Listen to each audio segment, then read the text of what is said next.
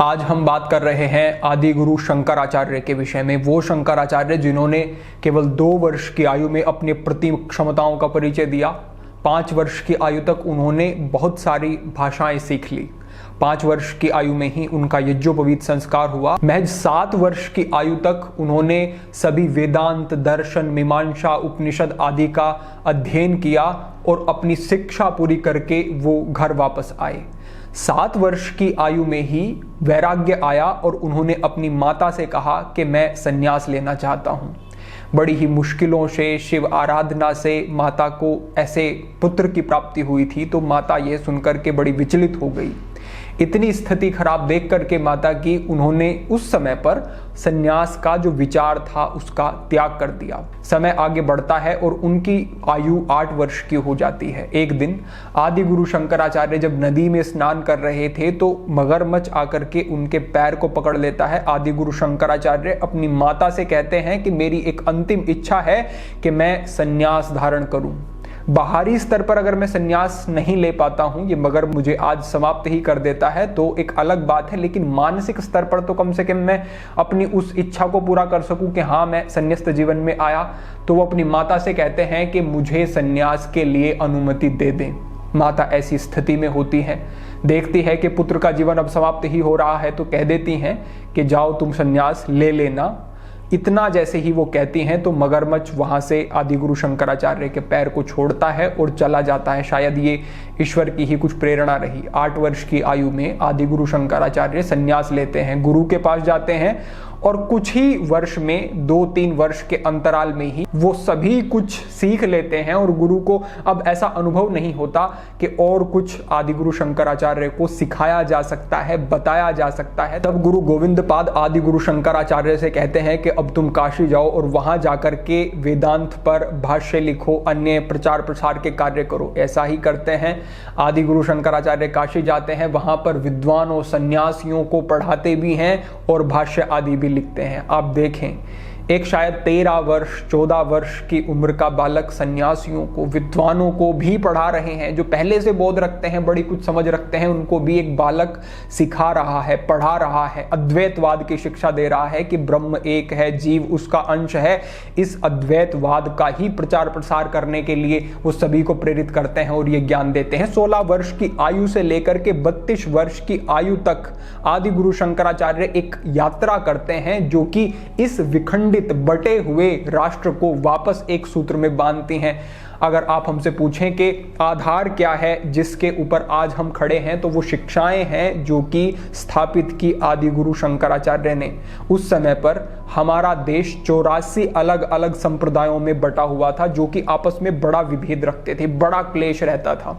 अगर वही स्थिति रहती तो आज ये संप्रदाय और ज्यादा बढ़ जाते और हर व्यक्ति का जो मुख है अलग अलग दिशाओं में होता, हर व्यक्ति के अपने सिद्धांत होते, कोई एक सूत्र में बंधा हुआ ना होता। वहां पर आदि गुरु शंकराचार्य ने एक दिग्विजय यात्रा की और उन्होंने पूरे भारत का भ्रमण किया। उनका ज्ञान ऐसा था, उनका प्रताप ऐसा था कि प्रत्येक व्यक्ति उनसे प्रभावित हुआ। प्रत्येक व्यक्ति ने उनके सिद्धांतों को स्वीकार किया। जिन्होंने स्वीकार नहीं किया उन्होंने शास्त्रार्थ किया, जिन्होंने शास्त्रार्थ किया उन्होंने पराजय का मुंह देखा। सभी को एक सूत्र में बांधने के एक उत्साह के साथ सभी को पराजित करते हुए, सभी को एक सिद्धांत में बांधते हुए आदि गुरु शंकराचार्य आगे बढ़ रहे थे। लेकिन अभी भी उत्तर भारत का कुछ एक हिस्सा था जो कि उनकी मान्यताओं, उनकी अवधारणाओं के विरोध में था। तब वहां पर कुछ व्यक्ति आदि गुरु शंकराचार्य को कहते हैं कि एक विद्वान है जिनका नाम है कुमारियल भट्ट, वो प्रयागराज में रहते हैं। वहां पर आप जाएं और अगर आप कुमारियल भट्ट को परास्त कर देते हैं, शास्त्रार्थ में हरा देते हैं, या फिर वो आपके मत को स्वीकार कर लेते हैं, तो समझें कि उत्तर भारत में भी हमारे सिद्धांतों को स्वीकृति मिल गई। आदि गुरु शंकराचार्य वहां पर जाते हैं, कुमारियल भट्ट से मिलते हैं और उनसे कहते हैं कि हमारे शास्त्र आप या तो शास्त्रार्थ करें या फिर जो हमारा अद्वैत वेदांत सिद्धांत है इसको आप स्वीकार करें। तब कुमारियल भट्ट आदि गुरु शंकराचार्य को संकेत करते हैं कि आप हमारे साथ नहीं, हमारे शिष्य मंडल मिश्र के साथ जाकर के शास्त्रार्थ करें। यद्यपि वो हमारा शिष्य है लेकिन फिर भी क्षमताओं में, बुद्धि में, सिद्धांतों में और उसकी जो शास्त्रों पर पकड़ है, जो विद्वता है, वो हमसे भी कहीं अधिक है। आदि गुरु शंकराचार्य वहां से संकेत प्राप्त करते हैं और मंडल मिश्र के स्थान की ओर बढ़ते हैं। रास्ते में जाते हुए वो कुछ स्त्रियों से, जो कि कुएं पर पानी भर रही थी, पूछते हैं कि मंडल मिश्र का स्थान कहाँ है, निवास स्थान कहाँ है। वो स्त्रियां कहती हैं कि जहां पर आपको तोते भी संस्कृत के श्लोक बोलते हुए दिखाई दें, वहां पर समझ लें आपके मंडल मिश्र का स्थान है। मंडल मिश्र उस समय के प्रकांड विद्वान थे। कितने ही राजा भी अपने पुत्रों को भेजने के लिए उनके पास और उनसे शिक्षा ग्रहण करें, वो इस प्रकार के भाव रखते थे, ललायित रहते थे। पूरे देश से जो विद्वता की एक कुंजी समझी जाती थी, वो मंडल मिश्र का वही वो एक स्थान था। ऐसे प्रकांड विद्वान जो कि आयु में भी आदि गुरु शंकराचार्य से कहीं अधिक थे। उस समय पर आदि गुरु शंकराचार्य की उम्र रही होगी 21 वर्ष, 22 वर्ष। वो बड़े ही कम आयु के दिखाई पड़ते थे। जाते हैं मंडल मिश्र के स्थान पर और उनको कहते हैं कि आप या तो हमारे अद्वैत सिद्धांत को मान लें या फिर हमारे शास्त्रार्थ करें। मंडल मिश्र उनको देख करके हंस पड़ते हैं, हंसने लगते हैं कि तुम बालक हमारे शास्त्रार्थ करोगे। बड़ा घमंड था मंडल मिश्र को। वो कहते हैं कि आप या तो शास्त्रार्थ करें या फिर हमारे सिद्धांतों को स्वीकार करें। शास्त्रार्थ की ओर वो बढ़ते हैं, स्वीकार करते हैं कि हम शास्त्रार्थ करेंगे। लेकिन प्रश्न ये उठता है कि इस शास्त्रार्थ में ये निर्णय कौन करेगा कि कौन जीता, कौन हारा, किसका तर्क अकाट्य रहा, किसका तर्क कट गया। तो इस पर आदि गुरु शंकराचार्य ही मंडल मिश्र को कहते हैं कि आपकी भार्या, आपकी पत्नी उभय भारती, उनको ही आप ये निर्णय करने का दायित्व दें। उभय भारती को निर्णायक बना दिया जाता है। उभय भारती मंडल मिश्र के गले में भी और आदि गुरु शंकराचार्य के गले में भी एक माला डाल देती हैं और कहती हैं कि जो भी इस शास्त्रार्थ के मध्य में क्रोध से प्रेरित हो जाएगा, जिसके मन में ईर्ष्या का भाव आ जाएगा, उसी के गले में पड़ी हुई माला कुम्हला जाएगी, मुरझा जाएगी और वो परास्त हो जाएगा। शास्त्रार्थ शुरू होता है। कई दिन बीत जाते हैं, कहते हैं 18 दिन तक लगातार शास्त्रार्थ चलता रहता है। बीच में सोने का, भोजन का समय होता है, लेकिन फिर से शास्त्रार्थ शुरू होता, फिर से शास्त्रार्थ शुरू होता। मंडल मिश्र भी प्रकांड विद्वान थे और आदि गुरु शंकराचार्य की विद्वता का कोई तोड़ ही नहीं था। लंबा शास्त्रार्थ चलता है और एक दिन मंडल मिश्र के गले की माला मुरझाने लगती है। उनके मन में कुछ आक्रोश जैसे आ गया हो, जैसे उनके तर्क अब जैसे मिथ्या से उन्हें लगने लगे हों। ऐसी स्थिति बन जाती है और वो एक स्थान पर निरुत्तर हो जाते हैं। यह घोषित कर दिया जाता है कि आदि गुरु शंकराचार्य की विजय हुई। मंडल मिश्र भी यह स्वीकार करते हैं कि मैं अद्वैतवाद के सिद्धांत को मानूंगा, संन्यास जीवन को धारण करूंगा और आदि गुरु शंकराचार्य के बताए हुए मार्ग पर ही चलूंगा। जैसे ही इस ओर वो आगे बढ़ते हैं तो उनकी पत्नी उभय भारती कहती हैं कि अभी ये शास्त्रार्थ समाप्त नहीं हुआ, अभी मैं भी अपने तर्क रखूंगी। जब तक मैं नहीं परास्त हो जाती तब तक मेरे पति को भी परास्त नहीं समझा जा सकता, क्योंकि मैं भी उनका ही एक अंश हूं। उभय भारती को ये कहता सुनकर के आचार्य शंकर कहते हैं कि ये तो कुछ विचित्र सी बात है कि स्त्री शास्त्रार्थ करेगी। तब उभय भारती उनको उदाहरण देते हैं कि गार्गी ने भी तो शास्त्रार्थ किया था, और भी उदाहरण देती हैं।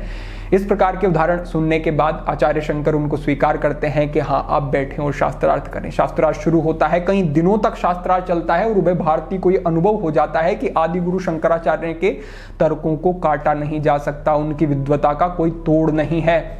तब वो कुछ इस प्रकार के प्रश्न आदि गुरु शंकराचार्य से करती हैं, जो कि गृहस्थ जीवन से संबंधित थे, जो कि काम से संबंधित थे, संभोग से संबंधित थे। ऐसे प्रश्नों को सुनकर के सभा में बैठे हुए व्यक्ति भी बड़े आश्चर्यचकित हो जाते हैं। एक सन्यासी जो कि बाल्यावस्था से ही विरक्त है, जिसके मन में ऐसा कोई दोष हो ही नहीं सकता, वो कैसे ऐसे प्रश्नों के उत्तर दे सकता है। आचार्य शंकर भी बड़ी दुविधा में हो जाते हैं और कहते हैं कि ऐसे प्रश्नों को आप हमसे कैसे पूछ सकती हैं। उभय भारती कहती हैं कि अगर आप इन प्रश्नों के उत्तर नहीं जानते हैं तो आप स्वीकार कर लें कि आप हार गए। आदि गुरु शंकराचार्य कहते हैं कि इस प्रकार नहीं, हमें 1 महीने का समय दिया जाए जिससे कि हम इन प्रश्नों के उत्तर देने के योग्य अपने आप को बना सके। 1 महीने का समय दिया जाता है वहां पर। आदि गुरु शंकराचार्य उस स्थान से निकलते हैं और वन में से होते हुए जैसे ही आगे जा रहे थे तो देखते हैं कि राजा अमरूख नाम के एक राजा का शव वहां पर पड़ा हुआ था। प्राण नहीं थे, केवल देह थी। शायद वो किसी वन्य जीव के पीछे थे, उनको आघात हो जाता है और वो प्राण त्याग देते हैं। आदि गुरु शंकराचार्य उस शरीर को देखते हैं और योग शक्ति से अपने शरीर को निस्तेज करके उनके शरीर में प्रवेश कर जाते हैं। राजा अमरूख वापस चेत जाते हैं, वापस वो खड़े हो जाते हैं, क्योंकि अब उनके शरीर में आदिगुरु शंकराचार्य ने प्रवेश किया। देह आदिगुरु शंकराचार्य की वहीं पर है। वो जाते हैं और जाकर के राजा के महल में जाते हैं और राजा की पत्नी रानी के साथ समय व्यतीत करते हैं।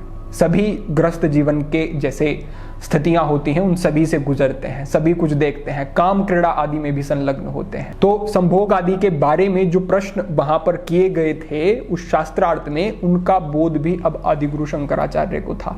वापस आदिगुरु शंकराचार्य राजा की देह को त्यागते हैं और वापस से अपनी देह में प्रवेश पाते हैं, वापस जाते हैं और मंडल मिश्र की पत्नी उभय भारती के साथ फिर से शास्त्रार्थ होता है। और अब उभय भारती के पास आचार्य शंकर की किसी भी बात का कोई काट नहीं थी, कोई ऐसा प्रश्न नहीं था जिसका आदिगुरु शंकराचार्य उत्तर ना दे सके। विद्वता को मानती हैं, ये स्वीकार करती हैं कि आपके सम्मुख कोई खड़ा नहीं हो सकता भारतवर्ष का विद्वान, और आपके जो सिद्धांत हैं वो अकाट्य हैं। पुनः वो उनके सामने वंदन करती है और स्वीकार करती है कि हम इस शास्त्रार्थ में पराजय अपनी स्वीकार करते हैं। जो द्वैतवाद का सिद्धांत था, जिसका मंडल मिश्र प्रतिपादन करता था, उसको त्याग करके अद्वैतवाद में वो आ जाते हैं और मंडल मिश्र ही आगे आदिगुरु शंकराचार्य से शंकराचार्य के पद पर आते हैं और उनका नाम होता है सुरेश्वराचार्य।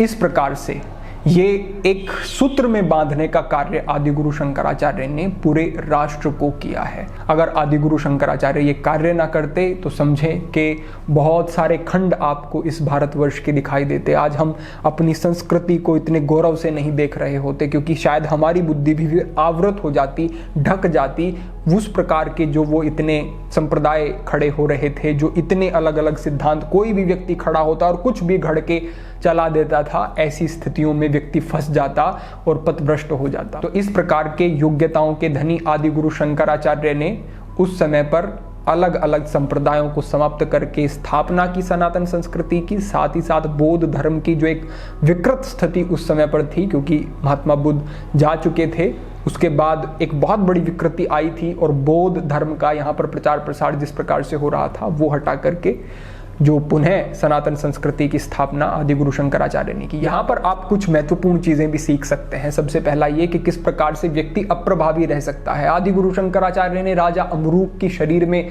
प्रवेश भी किया लेकिन फिर भी अप्रभावी रहे। काम क्रीड़ा में संलग्न भी हुए लेकिन कोई प्रभाव नहीं पड़ा।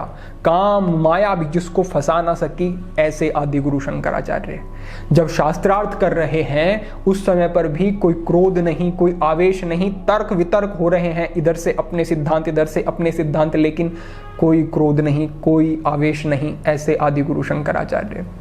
आज हम बात करते हैं कि महिलाओं को उनके अधिकार मिलें, वो सारी चीजें महत्वपूर्ण है, करनी चाहिए इन विषयों पर बातें, लेकिन आप देखें कि अगर हम अपनी सनातन सिद्धांतों और संस्कृति पर रहें तो हम अपने सिद्धांतों से भी जुड़े रहेंगे। और ये भी सिद्धांत आप देखें कि वहां पर आदिगुरु शंकराचार्य ने जो एक सबसे बड़ी उस समय पर देश की सभा आप समझे हो रही थी, उस समय पर उभय भारती को स्वीकार किया और अपने साथ शास्त्रार्थ करने के लिए उन्हें अनुमति दी। इस प्रकार के आदिगुरु शंकराचार्य हमारे सिद्धांत, हमारी संस्कृति और हमारी चीजें जिनसे हम आज कटते जा रहे हैं उनकी तरफ आप प्रेरित हों, वो आपके हृदय में स्थान जो उनका होना चाहिए वो पुनः बन सके। आप उनसे जुड़ेंगे, आपके आदर्श ठीक होंगे, आप उन लोगों से प्रेरणा लेंगे जो वास्तव में आपके प्रेरणा स्रोत हैं, जिनके आप पर उपकार हैं। उन उपकारों को आप समझेंगे, उनकी विद्वता को, उनके सिद्धांतों को जीवन में धारण करेंगे तो बड़े बदलाव होंगे आपके जीवन में। ऐसा ही हमारा मनोरथ है, इसीलिए हम बार बार उनसे आपको अवगत कराने की कोशिश करते हैं, उन तक आपको पहुंचाने की, ले जाने की कोशिश करते हैं, आपके मन में उनके सिद्धांतों, उनकी छवि को बिठाने की कोशिश करते हैं। और निश्चित रूप से अगर आप ध्यान देंगे तो जीवन में बड़े बदलाव ला करके आप पुनः इस राष्ट्र को सुंदर, समृद्ध और श्रेष्ठ बनाने की ओर अपना भी योगदान दे सकते हैं। इस प्रकार के आज के हमारे भाव थे, ये प्रेरणा थी। अगर आपको ये विषय प्रिय हो तो आप व्हाट्सएप पर या जहाँ पर भी आपके संबंधित व्यक्ति जुड़े हुए हों उन तक इन प्रेरणाओं को साझा अवश्य करें। ये हमारा कर्तव्य है, ये आपका कर्तव्य है। हम सबको मिलकर के आगे बढ़ना है और इस राष्ट्र को पुनः समृद्ध और सुंदर बनाना है।